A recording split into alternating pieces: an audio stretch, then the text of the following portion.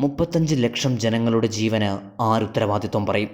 കേരളത്തിനും തമിഴ്നാടിനും ഇടയിലായി സ്ഥിതി ചെയ്യുന്ന മുല്ലപ്പെരിയാർ ഡാം. ഈയൊരു ഡാം എപ്പോൾ വേണമെങ്കിലും തകരാം. അങ്ങനെ തകർന്നാൽ കേരളത്തിലെ 4 ജില്ലകൾ എന്നേക്കുമായി ഇല്ലാതാകും. 123 വർഷങ്ങൾക്ക് മുൻപ്, അതായത് 1895 നിർമ്മിതമായ ഈയൊരു ഡാം ഏകദേശം 80 വർഷങ്ങൾക്കുള്ളിൽ തന്നെ ക്രാക്കുകൾ നേരിട്ടു.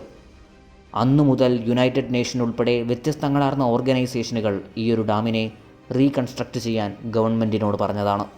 എന്നിട്ടും ഇന്നേ വരെ യാതൊരു മാറ്റവുമില്ല. ഈയൊരു വീഡിയോയുടെ ലക്ഷ്യം ഒരിക്കലും ഭീതി പരത്തുക എന്നതല്ല, മറിച്ച് എന്താണോ സത്യം അത് നിങ്ങളിലേക്ക് എത്തിക്കുക എന്നത് മാത്രമാണ്.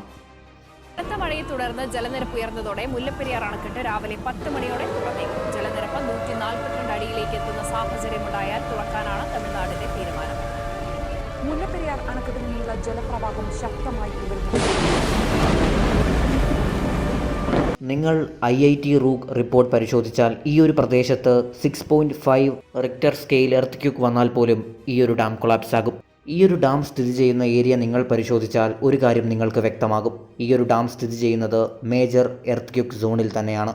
50 വർഷം മാത്രം കാലാവധി പറഞ്ഞ ഈയൊരു ഡാമിന്ന് 123 വർഷങ്ങൾ തികയ്ക്കുന്നു. എന്നാൽ ഈയൊരു ഡാം തകർന്നാൽ മറ്റ് 3 ഡാമുകളുടെ തകർച്ച നമുക്ക് കാണേണ്ടതായി വരും. അത് ഇന്ത്യയുടെ ചരിത്രത്തിലെ തന്നെ ഏറ്റവും വലിയ കറുത്ത അധ്യായമായി മാറും. മുല്ലപ്പെരിയാർ ഡാമിൻ്റെ തൊട്ട് പിന്നിലായാണ് ഇടുക്കി ഡാം സ്ഥിതി ചെയ്യുന്നത്. ഇടുക്കി ഡാമിൻ്റെ തൊട്ടടുത്തായാണ് ചെറുതോണി ഡാമും പിന്നീട് കുളമാവ് ഡാമും ഉള്ളത്. എന്തെങ്കിലും വിധത്തിലുള്ള പ്രശ്നങ്ങൾ ഈ ഒരു മുല്ലപ്പെരിയാർ ഡാമിന് സംഭവിച്ചാൽ ഇത് ബാക്കി 3 ഡാമുകളെയും തകർക്കും. അത് കേരളം എന്ന ഈ ഒരു സംസ്ഥാനത്തിന് തന്നെ എന്നേക്കുമായി ഇല്ലാതാക്കും.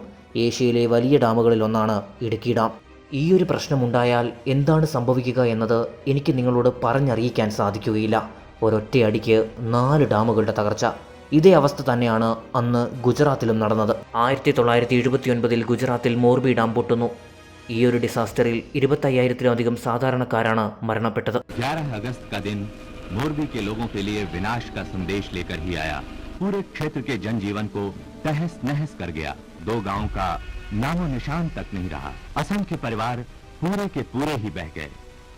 മുല്ലപ്പെരിയാർ തകർന്നാലുള്ള അവസ്ഥ ഇനി ഞാൻ നിങ്ങളോട് പറയേണ്ട ആവശ്യമില്ലല്ലോ. എന്നാൽ ഏറ്റവും നാണം കെട്ട ഒരു കാര്യം എന്തെന്നാൽ 2 സ്റ്റേറ്റ് ഗവൺമെൻറ്റുകളും പരസ്പരം അങ്ങോട്ടും ഇങ്ങോട്ടും പഴിക്കുകയാണ്. പാർട്ടികളും രാഷ്ട്രീയ പ്രവർത്തകരും ഇതിൽ പൊളിറ്റിക്സ് മാത്രമാണ് നോക്കുന്നത്, സാധാരണക്കാരൻ്റെ ജീവനല്ല.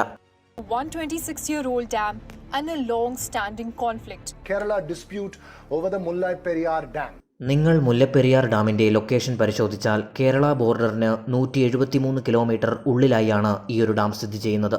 ഇത് തന്നെയാണ് ഏറ്റവും വലിയ ഒരു ലൂപ്പ് ഹോൾ. മുല്ലപ്പെരിയാറിൻ്റെ ചരിത്രം ആരംഭിക്കുന്നത് 1890-ലാണ്.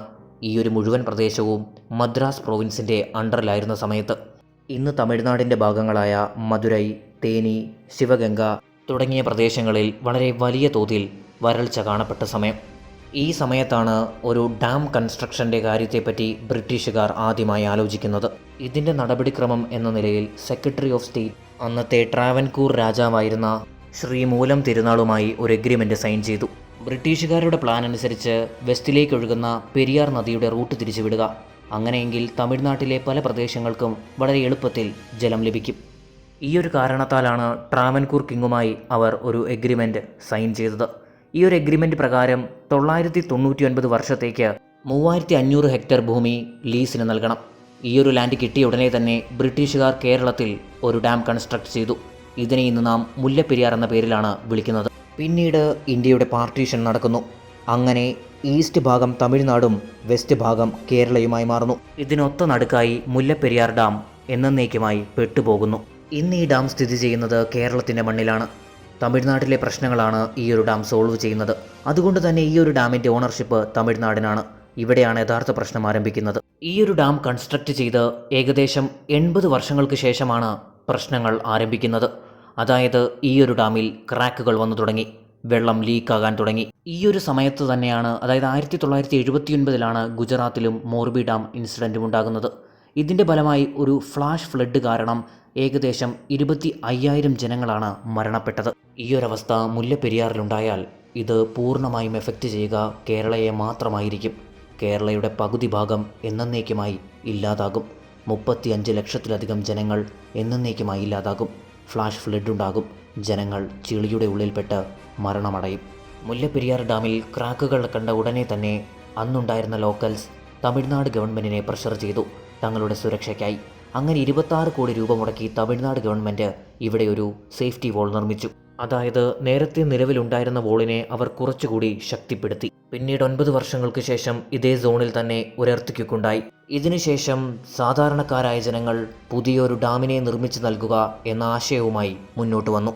ആ ഒരു സമയം മുതൽ ഈ ഒരു സമയം വരെ, അതായത് 2024 വരെ 2 ഗവൺമെൻറ്റുകളും പരസ്പരം പഴിക്കുക എന്നല്ലാതെ യാതൊന്നും തന്നെ ഈ ഒരു വിഷയത്തിൽ ചെയ്തിട്ടില്ല.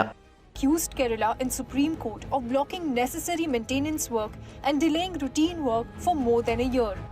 ഈ ഒരു വിഷയത്തെപ്പറ്റി 2 സംസ്ഥാന ഗവൺമെൻറ്റുകളും എന്താണ് പറയുന്നത് എന്ന് നിങ്ങൾ വ്യക്തമാക്കി മനസ്സിലാക്കിയതിനു ശേഷം മാത്രം ഒരു തീരുമാനത്തിലെത്തുക. അതായത് കേരള ഗവൺമെൻറ് പറയുന്നതനുസരിച്ച് മുല്ലപ്പെരിയാറിലെ ജലനിരപ്പ് കുറയ്ക്കുക, അല്ലെങ്കിൽ മറ്റൊരു പുതിയ ഡാം പണിതു നൽകുക. അതും ഞങ്ങൾ പറയുന്നത് പോലെ. പുതിയൊരു ഡാം നിർമ്മിക്കുകയാണെങ്കിൽ ഒരിക്കലും തമിഴ്നാടിന് ലീസിന് കിട്ടിയ ആ ഒരു പ്രദേശത്തായിരിക്കുകയില്ല പുതിയൊരു ഡാം കൺസ്ട്രക്റ്റ് ചെയ്യുക. എന്നാൽ നിങ്ങളിനി തമിഴ്നാട് ഗവൺമെൻറ്റിനെ നോക്കുകയാണെങ്കിൽ അവർ പറയുന്ന ചില കാര്യങ്ങളുണ്ട്. അവർ കേരള ഗവൺമെൻറ്റിന് നേരെ കുറച്ച് ആലിഗേഷൻസ് നടത്തുന്നു. അതായത് പ്രതിവർഷം ഞങ്ങൾ ഈ ഡാം മെയിൻ്റനൻസിനായി വരുന്നു, എന്നാൽ കേരള ഫോറസ്റ്റ് ഡിപ്പാർട്ട്മെൻറ്റ് ഞങ്ങൾക്ക് അങ്ങോട്ടേക്ക് എൻട്രി നൽകുന്നില്ല. തമിഴ്നാടിനെ സംബന്ധിച്ചിടത്തോളം പുതിയൊരു ഡാം കൺസ്ട്രക്റ്റ് ചെയ്യാൻ അവർ സമ്മതിക്കില്ല. കൂടാതെ ഇപ്പോഴുള്ള ജലനിരപ്പ് കുറച്ചാൽ അത് തമിഴ്നാട്ടിലെ മറ്റു പ്രദേശങ്ങളെ, അതായത് ഈ ഡാമിനെ ആശ്രയിച്ച് കിടക്കുന്ന പ്രദേശങ്ങളെ പൂർണ്ണമായും വരൾച്ചയിലേക്ക് തള്ളിവിടും. ഇന്ന് മുല്ലപ്പെരിയാർ ഡാം വഴി 1000 കോടി രൂപയുടെ ഇലക്ട്രിസിറ്റിയാണ് ജനറേറ്റ് ചെയ്യുന്നത്. പുതിയൊരു ഡാം വന്നാൽ അതിൻ്റെ മുഴുവൻ കൺട്രോളും കേരള ഗവൺമെൻറ്റിൻ്റെ കയ്യിലായിരിക്കും. ഈ ഒരു വിഷയത്തിൻ്റെ പിന്നിൽ പ്രവർത്തിക്കുന്ന പൊളിറ്റിക്സ് ഇപ്പോൾ നിങ്ങൾക്ക് മനസ്സിലായിട്ടുണ്ടാകും. എന്തുകൊണ്ടാണ് ഈ ഒരു ഡാം റീകൺസ്ട്രക്റ്റ് ചെയ്യാത്തത്? എന്തുകൊണ്ട് പുതിയ ഒരു ഡാം വരുന്നില്ല? 35 ലക്ഷം ജനങ്ങളുടെ ജീവൻ എന്തുകൊണ്ട് ഇന്നും അപകടത്തിലാണ്? കോടിക്കണക്കിന് പൊതുമുതൽ എപ്പോൾ വേണമെങ്കിലും ഇല്ലാതാകാം. എന്നെയും നിങ്ങളെയും പോലെയുള്ള സാധാരണക്കാർ തന്നെയാണ് ഇതിൻ്റെ ഉത്തരവാദികൾ. മജോറിറ്റി ഇന്ത്യൻസും ഇന്നും ജാതിയുടെയും മതത്തിൻ്റെയും പേരിൽ മാത്രമാണ് വോട്ടുകൾ നൽകുന്നത്, ഒരിക്കലും ഡെവലപ്മെൻറ്റിൻ്റെ പേരിലല്ല. സാധാരണക്കാരൻ്റെ ടാക്സ് ഉപയോഗിച്ച് ഈ ഗവൺമെൻറ്റുകൾ പുതിയ പ്രൊജക്റ്റുകൾ കൊണ്ടുവരുന്നു, അതും ഇലക്ഷൻ ജയിക്കുവാൻ വേണ്ടി മാത്രം. അതിനുശേഷം ആ ഒരു പ്രൊജക്റ്റിന് എന്താണ് സംഭവിക്കുന്നത്? മഴയോ കാറ്റോ വരുമ്പോഴേക്കും ആ ഒരു പ്രൊജക്റ്റ് എന്നേക്കുമായി കൊളാപ്സ് ആകുന്നു. പിന്നീട് അവർ അവരുടെ കാര്യം നോക്കുന്നു. സാധാരണക്കാരൻ്റെ ജീവനോ സ്വത്തിനോ യാതൊരു വിലയുമില്ല. നിങ്ങളാണ് ഒരു അക്കൗണ്ടബിൾ ഗവൺമെൻറ്റിനെ സെലക്ട് ചെയ്യേണ്ടത്. അല്ലാതെ ഇനിയും നിങ്ങൾ ജാതിയുടെയും മതത്തിൻ്റെയും പാർട്ടിയുടെയും പേരിലാണ് ഓരോരുത്തരെയും സെലക്ട് ചെയ്ത് വിടുന്നത് എങ്കിൽ യാതൊന്നും തന്നെ എനിക്ക് നിങ്ങളോട് പറയാനില്ല. ഈ ഒരു വിഷയത്തെപ്പറ്റി നിങ്ങളുടെ അഭിപ്രായങ്ങൾ എനിക്കറിയണമെന്ന് ആഗ്രഹമുണ്ട്. വീഡിയോയുടെ താഴെ കമൻറ്റുകളായി അത് രേഖപ്പെടുത്തുക. വീഡിയോ ഇഷ്ടമായെങ്കിൽ ചാനൽ സബ്സ്ക്രൈബ് ചെയ്ത് നോട്ടിഫിക്കേഷൻ ബെൽ ഓളിൽ എനേബിൾ ചെയ്യുക. വീഡിയോയ്ക്ക് ഒരു ലൈക്ക് നൽകി കൂട്ടുകാരുമായി വീഡിയോ പരമാവധി ഷെയർ ചെയ്യുക. Thanks for watching and good bye.